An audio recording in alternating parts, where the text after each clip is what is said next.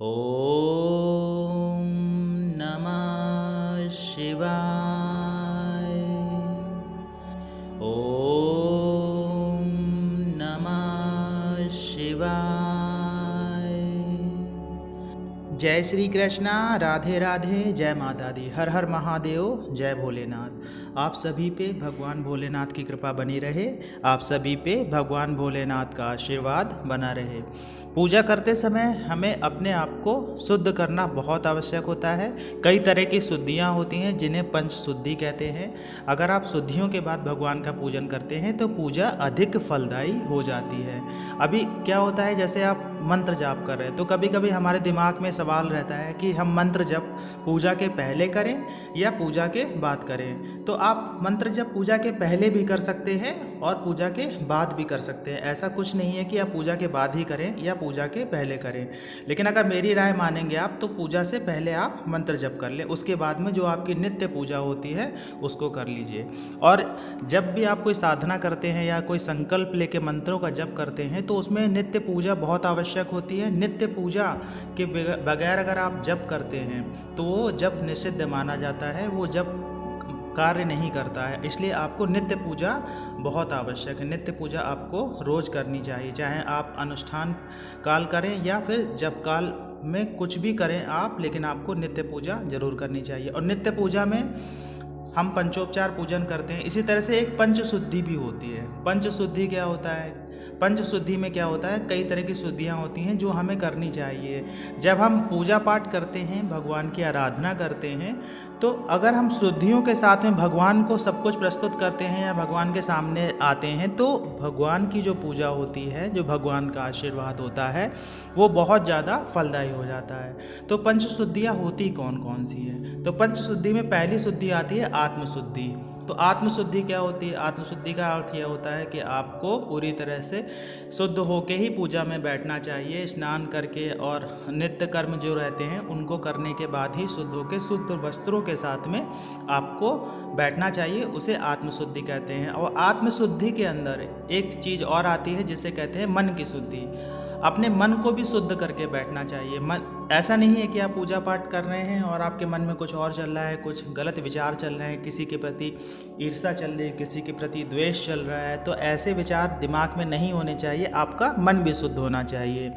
इसे आत्मशुद्धि कहते हैं। इसी तरह से दूसरी शुद्धि आती है स्थान शुद्धि। जिस स्थान पे हम बैठते हैं उस स्थान को हमें शुद्ध कर लेना चाहिए। साधारणतः आपने देखा होगा, लोग अपने जिस स्थान पे बैठते हैं उस स्थान को शुद्ध करने के लिए गंगा जल के छींटे मारते हैं जिससे वो स्थान शुद्ध हो जाए। या आप मंत्र पढ़ के भी अपने स्थान को शुद्ध कर सकते हैं। जैसे ओम अपवित्रः पवित्रो व सर्वस्थाम गतो अपि वा या स्मरेत् पुंडिकाक्षं शबाया वैंतरा शुचि।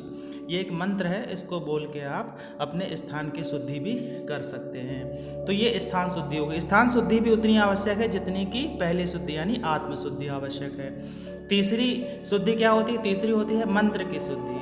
जब आप मंत्र का जाप करने जा रहे होते हैं या मंत्र को जपने जा रहे होते हैं तो मंत्र को भी शुद्ध कर लेना चाहिए।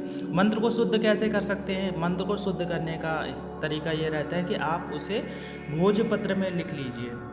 भोजपत्र में लिखने के बाद में गंगा जल से उस पर छींटे मारिए, मंत्र को बोल के उस पर छींटे मारिए और मंत्र को शुद्ध कर लीजिए। तो इस तरह से आप मंत्र की शुद्धि कर सकते हैं। जब मंत्र की शुद्धि हो जाती है तब आती है शुद्धि द्रव्य शुद्धि। द्रव्य शुद्धि का अर्थ यह आता है जो आप सामान भगवान को अर्पित करने जा रहे हैं, जो भी पूजा पाठ में सामान लगता है उस सामानों को शुद्ध करने के लिए आपको मंत्र पढ़ना चाहिए।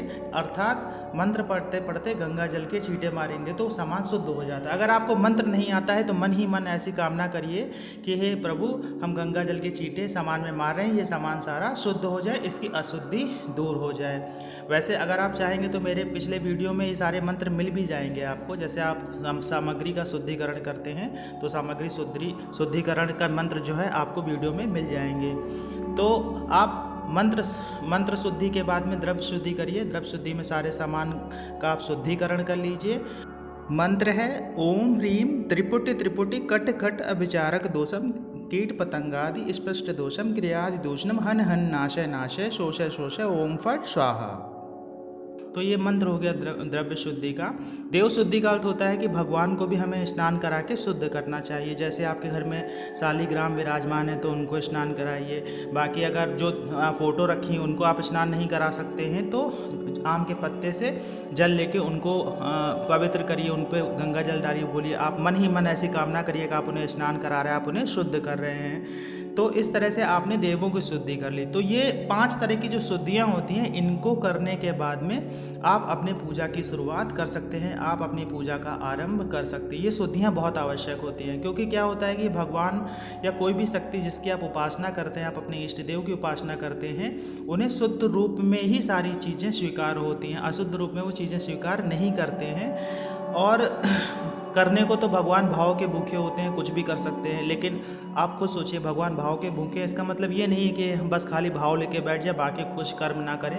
अगर अपने भाव के साथ में आप कर्म भी करेंगे तो आपको बहुत ज़्यादा फल मिलता है। जैसे आपके यहाँ कोई मेहमान आए, आप खूब भाव से उनका स्वागत करिए, सब कुछ करिए, लेकिन अगर उनको पानी के लिए भी ना पूछें या उनको खाने के लिए भी ना पूछें या उनके सामने अशुद्ध सामान रख दें, तो वो आपके भाव से ही खाली प्रसन्न नहीं होंगे। ऐसा नहीं है। अब वो भले आप मन में सोचें कि देखो इसका भाव बहुत अच्छा है, लेकिन वो कहीं ना कहीं उनके मन में एक कसक बनी रहेगी कि नहीं, इसने हमें स्वागत के लिए अच्छी चीज़ें नहीं दी, हमें पानी को नहीं पूछा, या कोई भी चीज़ इस तरह से होगी तो आपको सोचिए मन में थोड़ी सी कसक बनी रहे। तो आप उस कसर को छोड़िए मत, आप चीज़ों को शुद्ध कर लीजिए, शुद्ध रूप में भगवान के सामने प्रस्तुत। ऐसे नहीं कि बस हाथ पैर धो लिया, सर पे गंगा जल के छींटे डालिए, शुद्ध हो गए। पूरी तरह से शुद्ध होइए, तभी भगवान के पास में बैठिए और नित्य पूजा करिए। आपकी पूजा ज़रूर फलदायी होगी। और पवित्रीकरण करके बैठने से एक तो आसपास की जो एनर्जी होती है वो भी पवित्र हो जाती है, और आसपास का जो आपका ऑरा हो जाता है वो भी पवित्र हो जाता है, आपका मन पवित्र हो जाता है। तो पवित्रीकरण बहुत आवश्यक होता है। हमने पिछले वीडियो में मंत्र भी दिए हुए हैं। जो मैंने मंत्र बोले हैं जल्दी जल्दी बोले, आपको समझ में नहीं आए होंगे। अगर आ गए तो ठीक है, नहीं आए हैं तो आप पीछे वाले वीडियो में इन मंत्रों को देख भी सकते हैं। ये मंत्र आपको मेरे चैनल पे मिल जाएंगे। आशा है आज की जानकारी आपको अच्छी लगी होगी। जानकारी अच्छी लगी हो तो वीडियो को लाइक करिएगा, कमेंट्स में जय माता दी, जय श्री कृष्णा, हर हर महादेव लिखिएगा। मिलते हैं आपसे अगले वीडियो में, तब तक के लिए जय श्री कृष्णा।